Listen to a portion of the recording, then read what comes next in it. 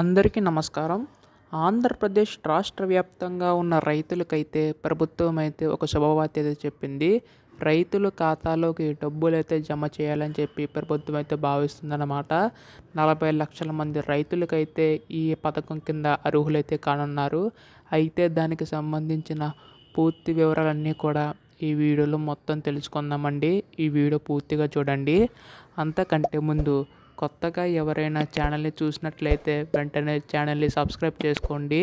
మీరు సబ్స్క్రైబ్ చేసుకుంటే ప్రభుత్వం దగ్గర నుంచి ఏ పథకాలు వచ్చినా కానీ మీకైతే ముందుగా తెలుస్తుంది. అందుకోసం వెంటనే ఛానల్ అయితే సబ్స్క్రైబ్ చేసుకోండి. అలాగే పక్కనే బెల్ ఐకాన్ అయితే ఆన్లో అయితే పెట్టుకోండి. దాని ద్వారా ప్రభుత్వం దగ్గర నుంచి ఏ పథకాలు వచ్చినా కానీ వెంటనే మీకు ముందుగా అయితే తెలుస్తుంది. అలాగే వీడియోకి అయితే లైక్ చేయండి, మరి కొంతమందికి అయితే రీచ్ అవుతుంది. ఇంకా ఆలస్యం చేయకుండా వీడియోలోకి అయితే వెళ్ళిపోదాం. ముందుగా ఏంటంటే ఇక్కడ మనకి మధ్యాహ్నం 2 గంటల నుంచి రైతుల ఖాతాలోకి ఈ పథకం కింద అయితే డబ్బులు అయితే జమ చేయాలని చెప్పి ప్రభుత్వం అయితే భావిస్తుంది. ఎందుకంటే మనకి ఇక్కడ చూసుకుంటే అన్నదాత సుఖీభవ పథకం కింద రైతుల ఖాతాలోని 20,000 రూపాయలు వేయాలని చెప్పి ప్రభుత్వం అయితే చెప్తుంది. అయితే దీనికి సంబంధించి కూడా మార్గదర్శకాలు అయితే విడుదల చేస్తామని సీఎం చంద్రబాబు నాయుడు అయితే వెల్లడించారు. అయితే మీకు ప్రూఫ్ లేకుండా ఏది మాట్లాడను, జెన్యున్గానే చెప్తాను. ఇక్కడ చూడండి, అన్నదాత సుఖీభవకు త్వరలో మార్గదర్శకాలు సీఎం అని చెప్పేసింది.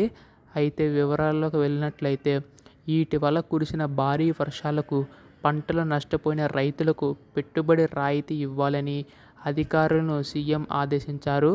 ఇందుకోసం 36 కోట్లు విడుదల చేయాలని ఆర్థిక శాఖను సూచించారు.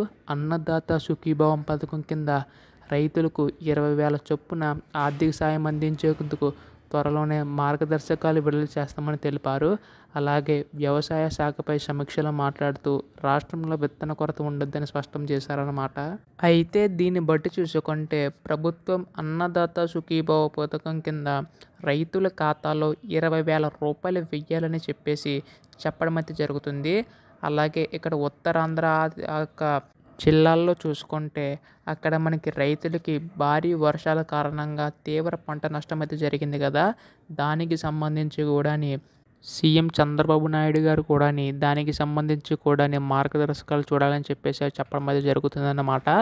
ఈ విధంగా చూసుకుంటే మనకి రైతుల ఖాతాలో సంబంధించి డబ్బులు అయితే జమ చేయాలని చెప్పి ప్రభుత్వం అయితే భావిస్తుంది. అయితే ఇక్కడ 40 లక్షల మంది రైతులకైతే లబ్ధి చేకూరుతుంది.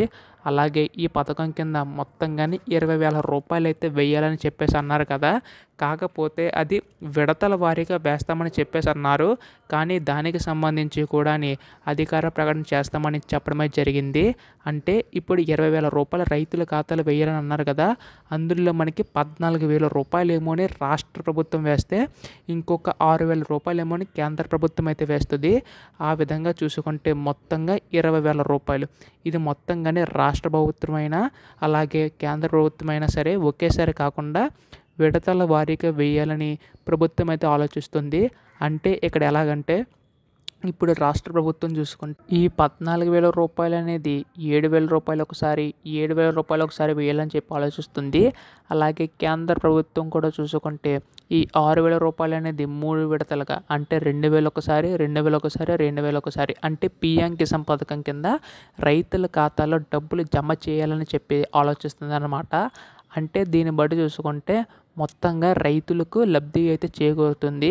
అయితే దీనికి సంబంధించి కూడా రాష్ట్ర ప్రభుత్వం ముందుగా ఉన్న సూపర్ 6 అంటే కూటమి ప్రభుత్వం ఏర్పడడానికి సూపర్ 6 పథకం కారణం కాబట్టి ఆ ఒక్కొక్క పథకాలు అమలు చేసుకుంటూ రావాలని ఆలోచిస్తుంది. కానీ ఇక్కడ ఏంటంటే రైతులకి ఆల్రెడీ ఖరీఫ్ సీజన్ అయితే స్టార్ట్ అయిపోయింది. పంటలు అయితే వేస్తున్నారు. సో ఖచ్చితంగా వాళ్ళకి అవసరాలకు ఉంటాయి కాబట్టి ఖచ్చితంగా డబ్బులు జమ చేయాలని చెప్పి ఆలోచిస్తుంది. ముందుగా ఎలా అనుకుందంటే ఇక్కడ మనకి సూపర్ 6 పథకం అమలు చేసి అప్పుడు రైతుల గురించి ఆలోచిద్దాం అనుకున్నారు. కాకపోతే ఏంటంటే సూపర్ 6 పథకాలు అమలు చేయడం కొద్దిగా టైం అయితే పడుతుంది. ఎందుకంటే మనకి మొదటి పథకం చూసుకుంటే ఇక్కడ పెన్షన్ పంపిణీ అయితే చేశారనమాట. అలాగే తర్వాత చూసుకుంటే ఉచిత బస్సు ప్రయాణం ఖచ్చితంగా చేయాలని చెప్పి భావిస్తుంది. అయితే అది ఆగస్టు 15 నుంచి అమలు చేయాలని చెప్పి ప్రభుత్వం అయితే అనుకుంటుంది.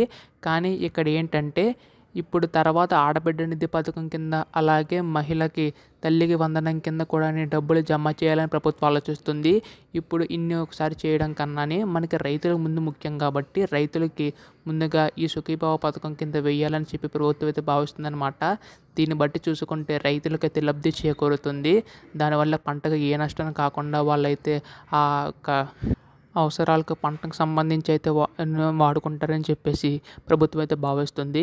ఈ విధంగా మనకి రైతుల ఖాతాలో డబ్బులు అయితే జమ చేయాల్సి వస్తుందన్నమాట.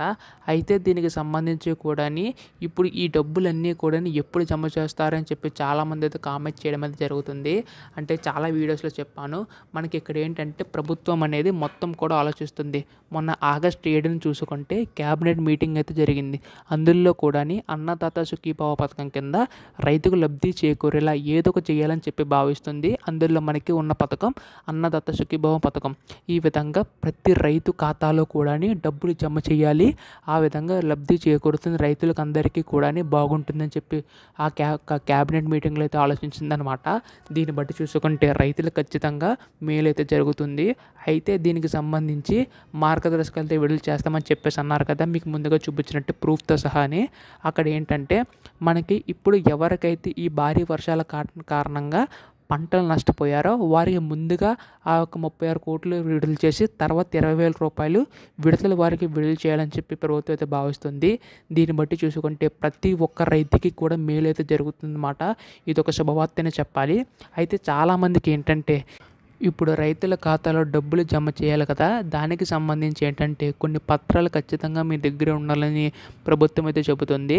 అంటే అందులో ముఖ్యమైనది మీ యొక్క రేషన్ కార్డు అయితే మీ దగ్గర అయితే ఉండాలి, అలాగే ఆధార్ కార్డు ఉండాలి, అలాగే బ్యాంక్ అకౌంట్ చాలామంది కేవైసీ చేయించుకోవట్లేదు. ప్రతి వీడియోలో చెప్తున్నాను, ఖచ్చితంగా చేయించుకోండి, మీకు ఉపయోగపడుతుంది. ఎందుకంటే ఈ బ్యాంక్ అకౌంట్ కేవైసీ చేయించుకున్న తర్వాత అంటే కేవైసీ మీరు బ్యాంక్ అకౌంట్కి వెళ్ళి చేసుకోవచ్చు, వాళ్ళైతే చేస్తారనమాట. మీకు తెలియకపోయినా పర్లేదు, వాళ్ళైతే కేవైసీ చేయండి అంటే అలా చేస్తారు. సో ఈ కేవైసీ వల్ల ఉపయోగం ఏంటంటే మీ యొక్క చేయించుకోవడం వల్ల మీకు తొందరగా ఏ నిధులు విడుదల చేసినా కానీ నేరుగా మీ బ్యాంక్ అకౌంట్లో తొందరగా పడే అవకాశం అయితే ఉన్నట్టుగా తెలుస్తుంది. దానివల్ల ఏంటంటే మీకు ఎక్కువ లబ్ధి చేకూరుతుంది అనమాట. అందుకు ఖచ్చితంగా బ్యాంక్ అకౌంట్లో కేవైసీ అయితే చేయించుకుండాలి. ముఖ్యంగా Aadhaar card, phone number link అయ్యి ఉండాలన్నమాట.